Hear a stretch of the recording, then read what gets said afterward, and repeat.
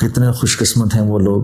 جن میں یہ صفات ہوں گی، جن صفات کا اللہ رب العزت نے ذکر کیا ہے، کیونکہ انسانی فطرت ہے، انسان کامیاب ہونا چاہتا ہے۔ We all want to be successful۔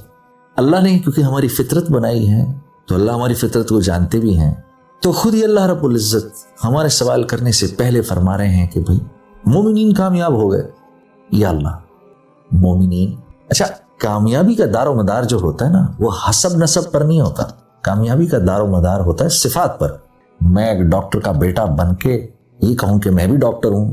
یہ نہیں ہو سکتا۔ ڈاکٹر بننے کے لیے مجھے ڈاکٹرز کی محنت کرنی پڑے گی، پھر ڈاکٹرز کی صفات، ان کی نالج میری زندگی میں آئیں گی، چاہے میں کسان کا لڑکا ہی کیوں نہ ہوں۔ تو اللہ رب العزت بھی یہی فرما رہے ہیں کہ کامیاب ہو گئے مومنین، اس وجہ سے نہیں کہ ایک مومن جو ہے وہ ایک دوسرے مومن کی اولاد ہے، بلکہ اللہ نے ان صفات کا ذکر فرمایا آگے جن کی بنیاد پر ایک مومن کامیاب ہوتا ہے۔ اس میں سب سے پہلی جو چیز فرمائی، الذین هم فی صلاتهم خاشعون، کہ جب یہ نماز میں کھڑے ہوتے ہیں تو ساری دنیا کو بھول جاتے ہیں، میرے بندے کا مجھ سے رابطہ قائم ہو جاتا ہے، اس وقت میرے بندے کے لیے مجھ سے زیادہ کوئی محبوب نہیں۔ اور ایک روایت میں ایسے بھی آتا ہے کہ جب آدمی اللہ اکبر کر کے کھڑا ہوتا ہے تو اللہ رب العزت کی کریم ذات انسان کے سامنے ایسے آ کے کھڑی ہو جاتی ہے، اور ایک فرشتہ ادھر کھڑا ہو کے انسان کو کان میں کہتا ہے اگر تو اس وقت دیکھ لے کہ تیرے سامنے کون سی ذات کھڑی ہے تو قیامت تک تو سلام نہ پھیرے،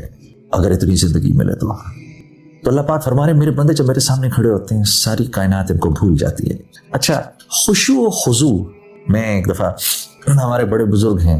نظام الدین کے مولانا سعد صاحب دامت برکاتہم، ان کا بیان سن رہا تھا تو مولانا سعد صاحب فرماتے ہیں کہ خشوع سے مراد یہ ہے کہ آدمی اللہ کے سامنے کھڑا ہے، پھر خیال ادھر ادھر گیا، فوراً اس کو واپس لے آیا کہ نہیں میں اللہ کے سامنے کھڑا ہوں، کیونکہ ہر وقت دھیان یہ رہے کہ میں اللہ کے سامنے کھڑا ہوں، یہ تو ایک احسان کی لیول ہے، اللہ وہ ہمیں نصیب کرے۔ لیکن اگر فرض کریں وہ لیول نہیں مل رہی کہ اللہ کے نبی کا ارشاد ہے نا کہ اللہ کے سامنے اللہ کی عبادت ایسے کرو، نماز ایسے پڑھو اللہ کے سامنے جیسے اللہ کو دیکھ رہے ہو، اگر یہ نہیں کر سکتے تو کم از کم اتنا کرو کہ جیسے اللہ رب العزت تمہیں دیکھ رہے ہیں۔ تو میں مولانا سعد صاحب کا ایک بیان سن رہا ہوں، اس میں مولانا فرما رہے کہ خشوع اور خضوع سے مراد کیا ہوئی کہ اللہ کے سامنے کھڑے اور دھیان ادھر ادھر گیا، فوراً دھیان کو واپس لے آئے کہ نہیں میں اللہ کے سامنے کھڑا، تو اپنے آپ کو مرکوز کر دیا۔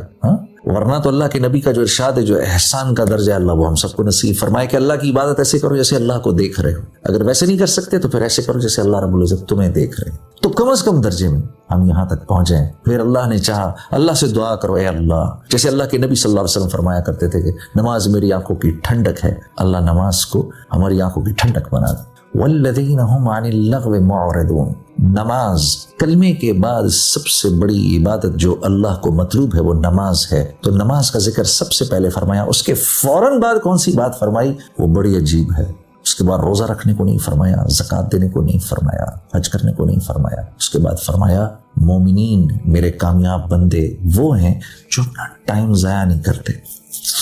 فضول کاموں میں اپنے وقت کو ضائع نہیں کرتے۔ امام ابو داؤد رحمہ اللہ نے روایت میں آتا ہے کہ 1.5 لاکھ احادیث کا مطالعہ کیا، فرماتے ہیں، پھر فرماتے ہیں میں نے اس میں سے تقریباً 1,500 احادیث نکالی، ان میں سے 4 احادیث جو تھیں وہ ان 1,500 احادیث کا نچوڑ تھیں۔ وہ کیا تھی؟ سب سے پہلے کون سی تھی؟ انما الاعمال بالنیات، دوسری جس بات کو اپنے لیے پسند کرو اپنے مسلمان بھائی کے لیے بھی وہی پسند کرو، تیسری ایک حلال ہے ایک حرام ہے، بیچ میں مشتبہ ہے، جو مشتبہ کو بھی چھوڑ دے گا جب وہ دعا کرے گا فرشتے اس کی آمین پر آمین کہیں گے، اور چوتھی کیا تھی؟ اسلام کی خوبصورتی لایانی سے بچنے میں ہے، یعنی ہر اس کام سے اپنے آپ کو بچانا جس میں نہ دنیا کا فائدہ نہ آخرت کا فائدہ۔ آج کے دور میں بدقسمتی سے موبائل فونوں نے ہمارے اوقات لے لیے ہیں۔ میں جنرلی جب ایئرپورٹس وغیرہ پہ میرا ٹریول کرنا بہت ہے، میں ایئرپورٹس پہ جاتا ہوں، اب یقین کریے 100 لوگ بیٹھے ہیں تو ان میں سے میرا خیال ہے 98 لوگ اپنے موبائل کو دیکھ رہے ہیں، بلکہ میں تو کہتا ہوں آج کے دور میں سر اٹھا کے چلنے کی توفیق اس کو ملتی ہے جو اپنے موبائل کو نہ دیکھ رہا ہو۔ یہ اوقات کے ضائع کرنے میں سب سے آگے اس وقت۔ میرے دوستوں اپنی اوقات ضائع نہ کرو، کیونکہ زندگی ایک مرتبہ ملنی ہے، اس کا ہر سیکنڈ یا تو ہم کو کروڑوں سال کی جنت کی طرف لے جا رہا ہے یا کروڑوں سال کی ناکامی کی طرف لے کے جا رہا ہے۔ اور ان ربک لبالمرصاد، اللہ رب العزت دیکھ رہے ہیں ایک لمحہ ہمارا، اور یہ زندگی اتنی تھوڑی ہے جیسے برف ہے نا، پگھل رہی ہے، اس نے پگھل جانا ہے، کتنا ہی بڑا بھی برف کا تودا کیوں نہ ہو یہ پگھل جاتا ہے۔ تو اللہ رب العزت کامیاب لوگوں کی جو دوسری صفت بیان فرما رہے ہیں وہ یہ کہ وہ اپنے اوقات ضائع نہیں کرتے، اور کامیاب لوگوں کی جو ایک صفت سب میں مشترک ہے کامیاب لوگوں کی، وہ کیا ہے؟ ٹائم ضائع نہیں کرتے، فضول چیزوں میں اپنے وقت کو نہیں لگاتے۔ والذین هم للزکاة فاعلون، مولانا شریف علی تھانوی صاحب فرماتے ہیں کہ اس آیت سے مراد یہ ہے کہ یہ لوگ اپنے مال کو خرچ کرتے ہیں، اور جب مال کو خرچ کرتے ہیں تو اس طرح خرچ کرتے ہیں کہ اس سے اپنی ذات کا تزکیہ ہو، اپنی ذات کا تزکیہ کرتے ہیں مال کو خرچ کر کے۔ 18ویں پارے کی پہلی صورت سورہ مومنون کی یہ شروع کی 10 آیتیں ہیں، اور جب ان آیتوں کا نزول ہوا تو رسول اللہ صلی اللہ علیہ وسلم نے صحابہ کرام کو بلایا اور فرمایا آؤ سنو اللہ رب العزت کا کتنا خوبصورت کلام اترا ہے۔ اور ابن کثیر لکھتے ہیں اپنی تفسیر میں کہ جب اللہ نے جنت عدن کو بنایا تو جنت عدن اتنی خوبصورت بنی کہ اللہ نے مسکرا کے اس کو دیکھا، اور مسکرا کے پھر اللہ رب العزت نے فرمایا کچھ بول، تو جنت عدن نے یہ 10 آیتیں پڑھی اللہ کے سامنے، قد افلح المؤمنون سے ہم فیہا خالدون تک۔ اور کچھ ہمارے جو مفسرین ہیں وہ یہ بھی لکھتے ہیں کہ ان آیتوں میں دراصل اللہ رب العزت نے صحابہ کرام رضوان اللہ علیہم اجمعین کی صفات بیان کی ہیں کہ صحابہ کرام ایسے